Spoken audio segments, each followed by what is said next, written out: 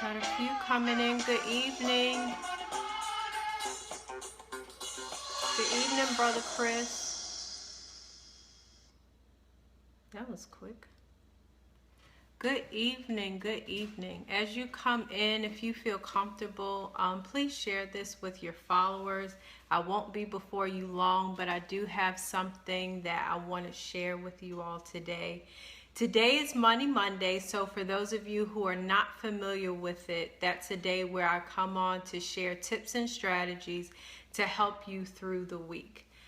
So for those of you catching this on the replay, if you're not familiar with me, my name is Janae Murphy. I'm the financial consultant and co-founder of Hand in Hand Investment Solutions, where we focus on educating people how to be better managers of their money, especially those who are wanting to become homeowners one day, because that's a major investment not to be taken lightly.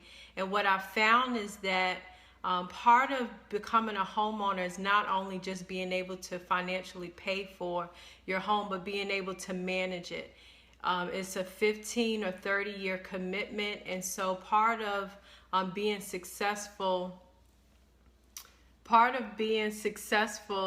is being able to manage all the bills that you have coming in, because with life hits you, and so that can definitely cause you to have to change some things around. So I got a comment earlier. What do I know? I am a homeowner. I've been a homeowner for about 2 years now. I know I don't quite look my age. I get that a lot. That'll work for me in the long run. But yeah, I have been a homeowner for 2 years now, and I actually started preparing to become a homeowner at the age of 18. That's when I started building my credit. And then once I got out of college, started working full-time, that's when I began to save money, because I finally was making enough money to be able to put enough money away for a down payment and all the expenses associated with buying my first home. And so even being a homeowner, when I bought my house, I actually went through a career shift and took a $21,000 pay cut, and I don't think I would have been able to stay afloat these past 2 years if I had not been able to be disciplined and manage my money wisely during that time. So today's topic is money. It isn't about the money, or it isn't the money, it's you. So what I mean by that, and my pastor, he actually preached on this yesterday. The topic was, I'm tired of being broke, and he basically walked us through how we need to respond in order to take advantage of the biblical principles of wealth and moving past broke. And embedded in everything that he was saying was the fact that we have to change our perspective about how we think about money, how we approach money, because one of the things that I believe is not how much money you have, but it's what you do with it that matters. Like I said, when I first bought my house, I went through a career shift. So I know what it's like to make a little over $30,000 a year, and I know what it's like to make over $50,000 a year. And in both instances, I still was able to enjoy the same quality of living. Why? Because I knew how to manage my money. Even though I was at the point when I was making a little over $30,000, it was enough to take care of all my bills. But for somebody who wasn't disciplined, they could easily blow all their bill money on something that was not a necessity, and then they'd be in trouble. But fortunately, that did not happen. And so here I am to share my story and to help others who may be in that same situation. So today's topic, I wanted to do this because I feel like when people talk about their finances and when they talk about the change that they want to see, they're always like, I want more money, or I need more money. But if you notice, some people, they get promoted, which means that they're making more money, but they're not necessarily enjoying a better quality of life necessarily, because at that point they may have gotten more bills. So therefore, even though they may be making more money, they're paying more bills. So it really doesn't help them at all. And so I don't want you to get caught up on the fact that it has to be a certain dollar amount that you have to have. And so today I want to talk about the fact that it's not about the amount of money that you have, but it's what you do with it. For instance, like I was saying, my pastor, he touched on yesterday in his sermon how to move basically past broke and how you have to change your perspective and your mindset. And even my first lady, she started a financial fast today that goes over the next 21 days, basically teaching you how to be more disciplined with spending money. And so if you're someone who is participating in the fast and your mindset is, oh, I can't spend money for the next 21 days, and you're just kind of hung up on the fact that you're not supposed to spend money, you may miss the opportunity to really take advantage of being able to be more disciplined and exercising that creativity and knowing how to focus on just getting the things that you need and not necessarily the things that you want. And so when I went through the financial fast myself, like a year or so ago, one of the things that helped me was the fact that I focused on what my needs were. And so whatever you focus on, that's what's going to get the most attention. So because I focused on what my needs were and not necessarily what I wanted, it was a little bit easier for me to go through the fast. Now, I'm not underestimating it by any means, because it is one of the toughest things you will ever go through.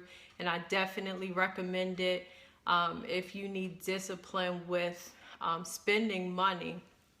But your mindset going into it, it plays a big role. I was talking to my friend yesterday, and he was talking about how he's doing the fast, but he's not looking forward to it.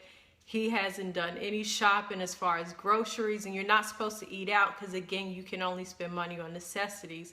And he seemed totally unprepared. And so after we talked through it, I was like, this is a great opportunity for you to really reel in on how you spend money and to really think through what you decide to spend your money on. And so after our conversation, I heard from him today, and he let me know that he went grocery shopping. He filled up his car with gas. And so mentally, he was better prepared for the fast. And so today was a successful day for him. But had we not had that conversation, he would have went into the fast today completely blind and unprepared, and possibly could have had a destructive day, his first day of the fast. And so I think how you approach things mentally plays a big role in the success that you have. And also just being not so much focused again on the money, but the things that you're trying to do with that money. I have a book here that I read. It's called Money Isn't the Problem, You Are.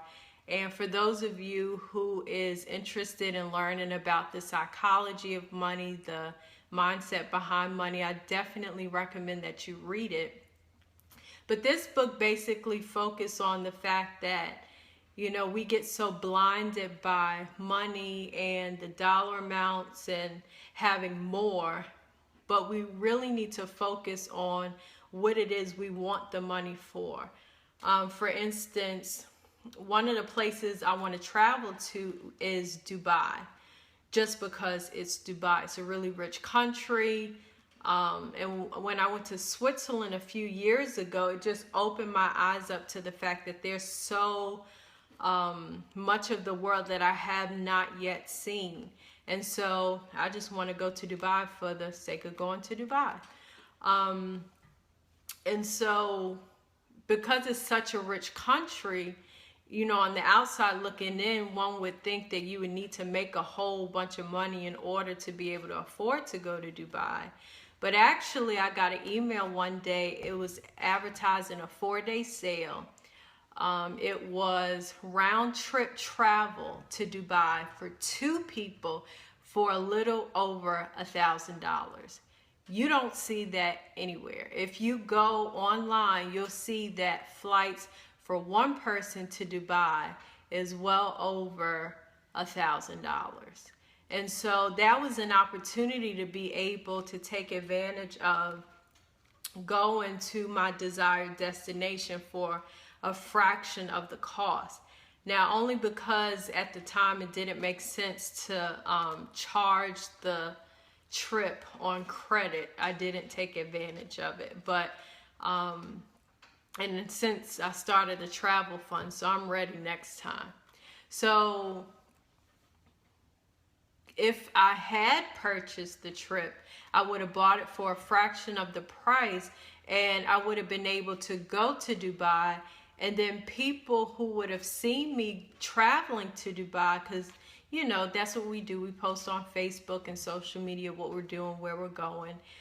From the outside looking in, just like I thought that you would have to make a lot of money to go to Dubai. But no, the truth of the matter is I did my research. I was wise about how I chose to spend my money, and I was able to take a several $1,000 trip.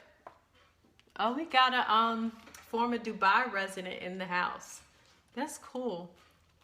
I would have been able to take a trip, a several $1,000 trip for a fraction of the cost, and nobody would know.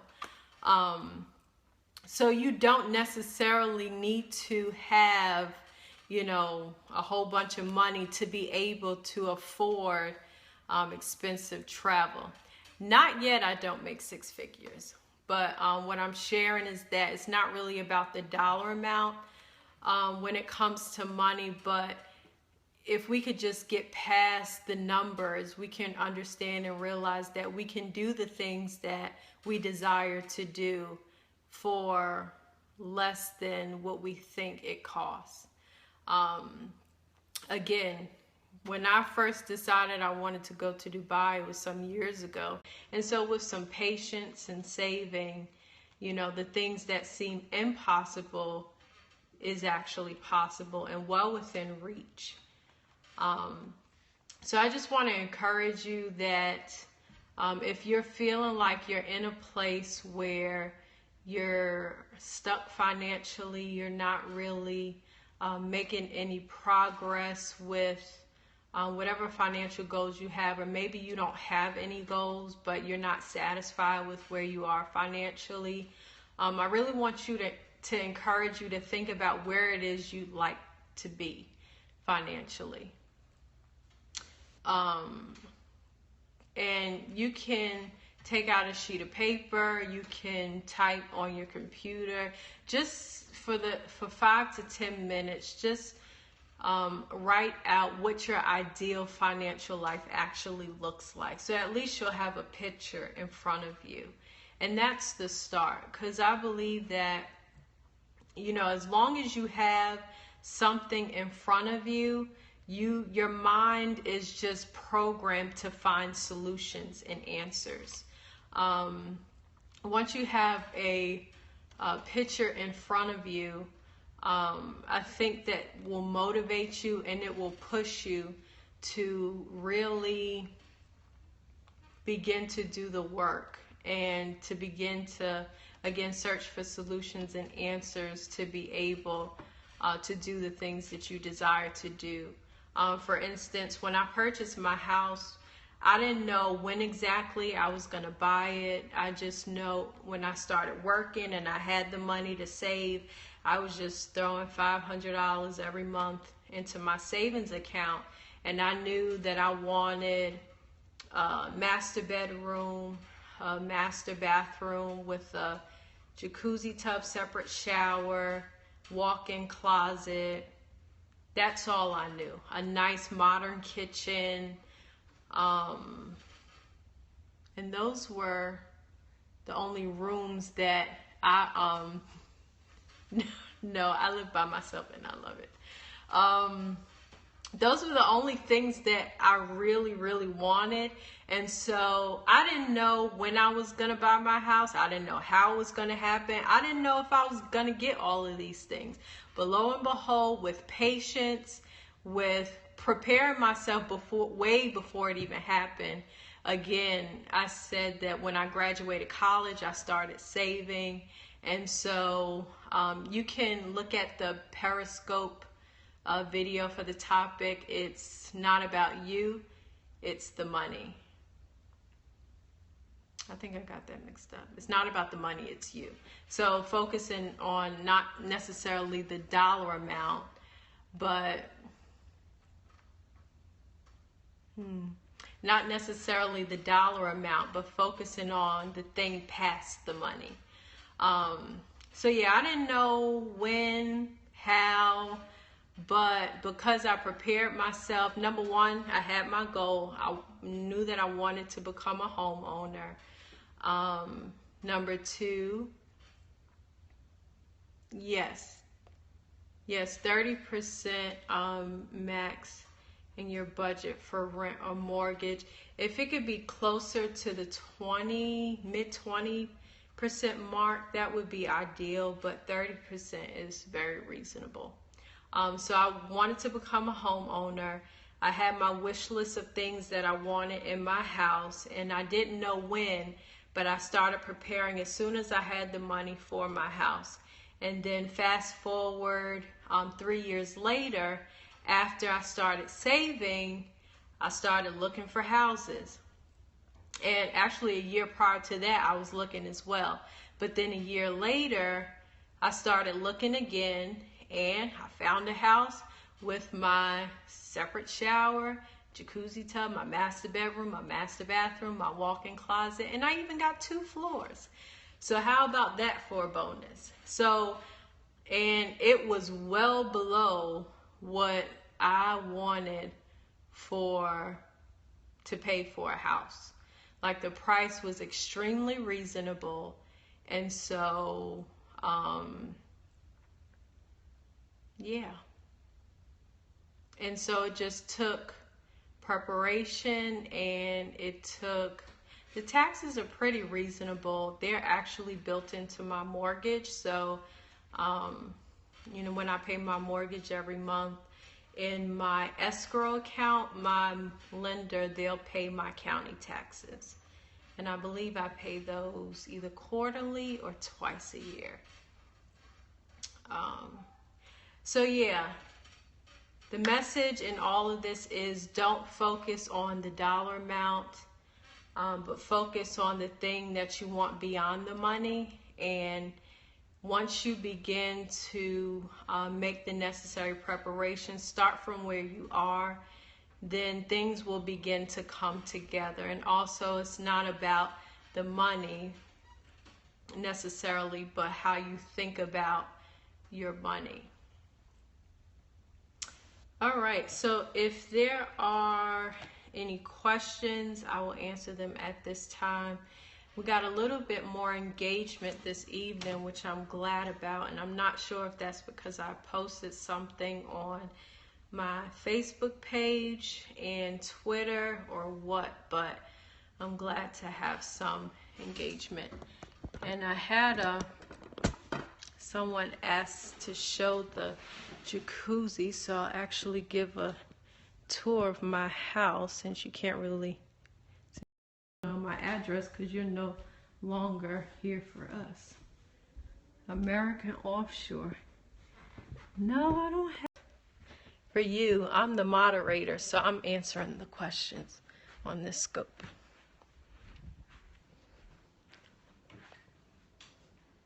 So, this house for 2 years, so I'm still decorating, but that's my separate shower. This is my bathroom, and this is my walk-in closet. And I just cleaned it, and I still have a little ways to go just to get things more organized, but yeah. When I was planning out what I wanted for my dream home, I only had a few wish list items, and that was really in my bedroom and my bathroom, and I was able to get everything on my wish list. So that is it. I do have a 401k that's invested in the stock market. I also have a IRA and an individual retirement account that's invested. But do I do personal trading? No. I am risk averse, so I don't do too much of that. But I do have a team of investors that I work with for your retirement and insurance needs. So that's it for this scope. Really just trying to help you understand that in order to get to the next level financially, you really need to change the way you think about money, because money is the medium or the method by which we obtain the things that we really want. But it's not the money that it is that we need. We just need to be more creative with how we manage it and what we do with it. So it doesn't look like there are any questions. Thank you all for joining me. I hope this helped you. And I'll be on here again next week on Monday at 7 p.m.